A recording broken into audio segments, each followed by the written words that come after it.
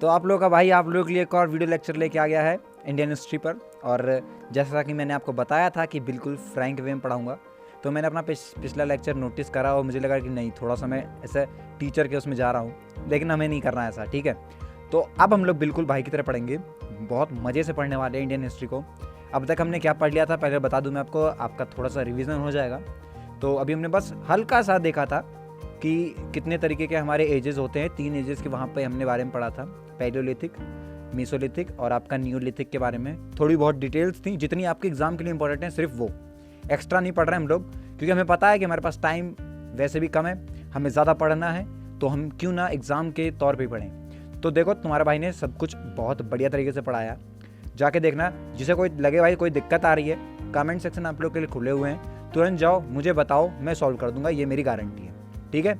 उसी चीज़ को आगे बढ़ाते हुए अब इंडियन हिस्ट्री का एक और नया लेक्चर लेके पढ़ा रहे हैं भी हम लोग। देखते हैं किस तरीके से आती है इसके बारे में।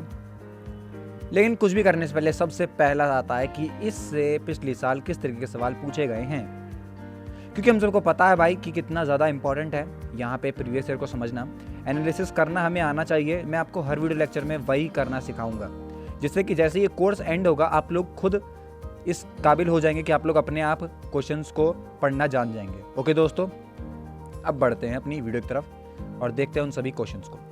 2 क्वेश्चन डिस्कस करूंगा, उसके बारे में बताऊंगा, एडिशनल इन्फॉर्मेशन भी होंगी, जिससे कि आपको किसी भी तरह कोई दिक्कत महसूस नहीं होने वाली है। सबसे पहला आता है कि where and when was the second Buddhist council held. दूसरी बुद्ध परिषद का आयोजन कहाँ और कब किया गया था।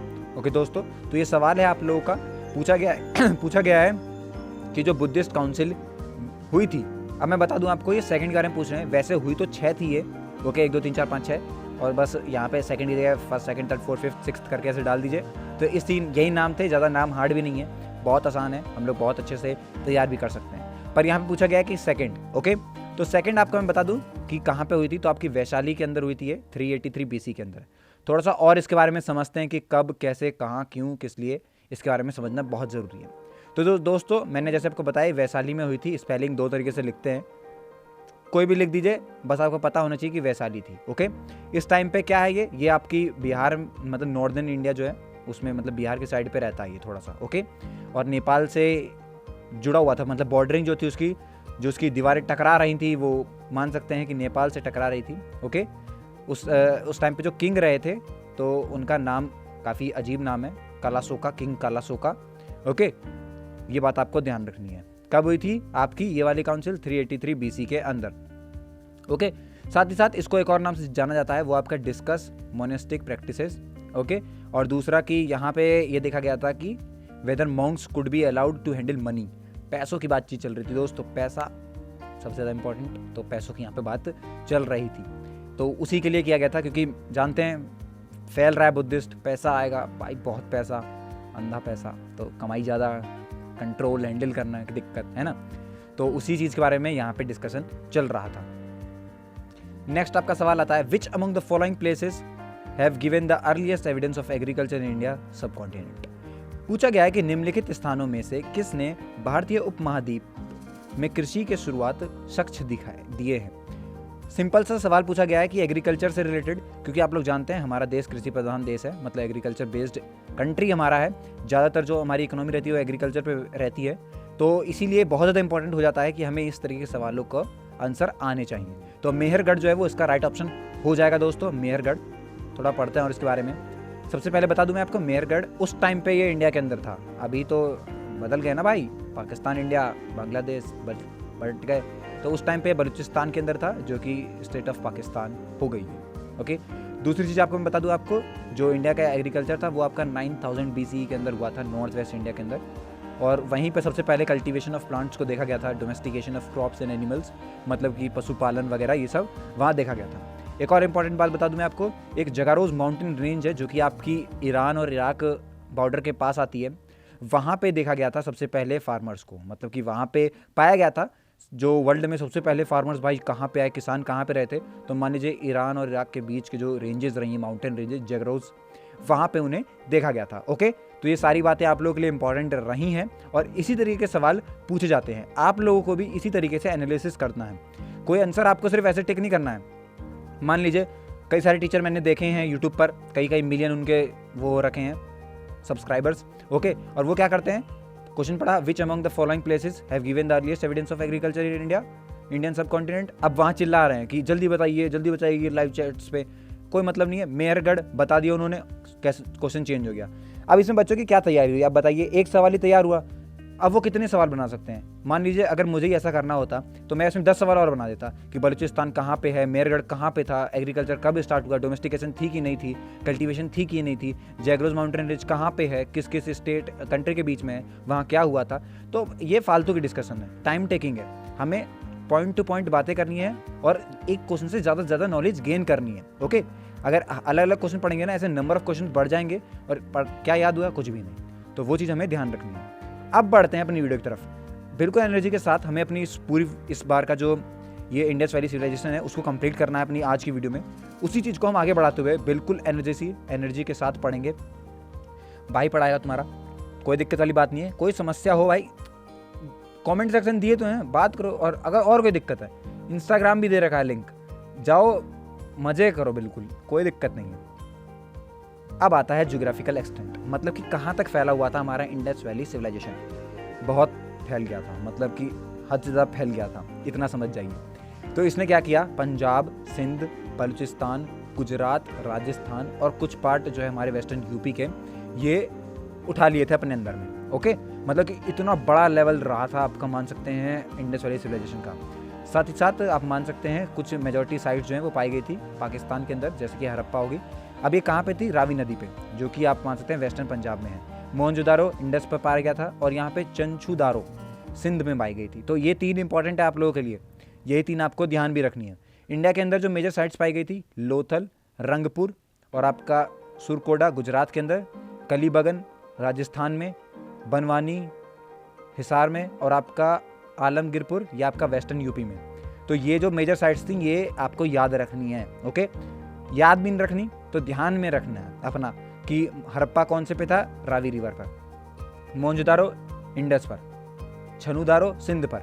तो ये तीनों चीज़ें आपको याद रखनी है अपने दिमाग में।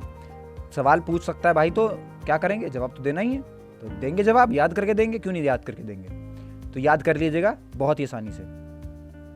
टाउन प्लानिंग अगर मैं बताऊं तो बहुत ही बढ़िया तरीके से प्लानिंग रही थी। अगर आप खुद भी इसके बारे में पढ़ेंगे, अभी जैसे मैं आपको बताऊंगा, तो अगर आप एक बार खुद इमेजिन करिएगा, मतलब उस टाइम पर, अभी तो आप मान लीजिए अभी तो टेक्नोलॉजी हमारे पास है, तो हम लोग बिल्डिंगें बना रहे हैं, हमारा ड्रेनेज सिस्टम है, तगड़ी हमारे पास ब्रिक्स क्वालिटी मिली हुई है, लेकिन उस टाइम पर भी ये चीज़ों का ध्यान रखा गया था। तो मान लीजिए आप लोग कि उस टाइम पे हम तक, मतलब जो लेवल अभी हमारा है ये तब रहा होगा, और अगर वो लोग ही आगे बढ़ते हुए आते, वही लोग आगे बढ़ते हुए भी आए हैं, तो और कितना वो लोग एक्सप्लोर कर सकते थे अगर वो एक जगह पे रहते तो, ओके। बताऊंगा मैं आपको क्या हुआ था किस तरीके से, लेकिन अभी टाउन प्लानिंग के बारे में बात करते हैं। तो दोस्तों मैं बता दूं आपको, उन लोगों के पास ग्रिड सिस्टम भी था। अब ग्रिड सिस्टम क्या होता है भाई, ग्रिड सिस्टम का मतलब हो जाता है दोस्तों जैसे कि थोड़ी बहुत इलेक्ट्रिसिटी का यूज़ वाला, ओके। तो ये बात भी आपको ध्यान रखनी है। उनकी रोड जो बनी हुई थी वेल कट थी। वेल कट का मतलब होता है भाई इकसार, बहुत इकसार में बनी हुई थी। Dividing the town into large rectangular blocks, मतलब कि आप मान सकते हैं कि बड़े बड़े ब्लॉक्स वहाँ पे लगा दिए गए थे कि भाई ये टाउन अलग है थोड़ा सा, या फिर ये एरिया अलग है, इस तरीके से।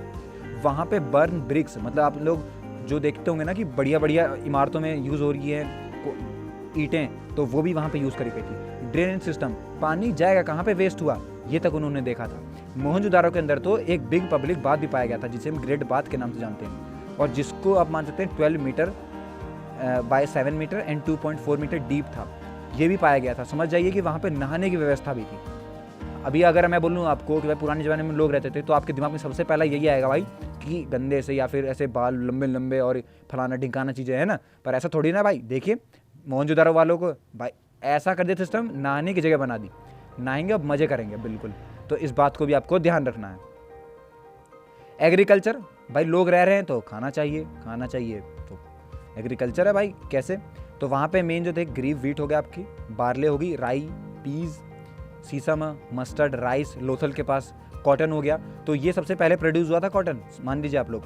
डेट्स होगी, खजूर, मेलन हो गए, ये सब। और साथ ही साथ वो लोग क्या किया करते थे, जैसे कि आप यहाँ पे देख सकते हैं, तो वो वुड का, देखिए वहाँ उस टाइम पे एक तरीके से रहा था कि लोग मिसोलिथिक में पत्थरों का यूज़ किया करते थे, लेकिन जब ये वाला कल्चर आया तो लोगों ने हल्की चीज़ों का यूज़ किया, लकड़ियों का ज़्यादातर यूज़ बढ़ गया था। आप लोग ये बात भी आप लोग ध्यान रख सकते हैं। ओके, तो थोड़ा सा लकड़ियों का यूज़ जो था वो थोड़ा बढ़ गया था। कहाँ पे?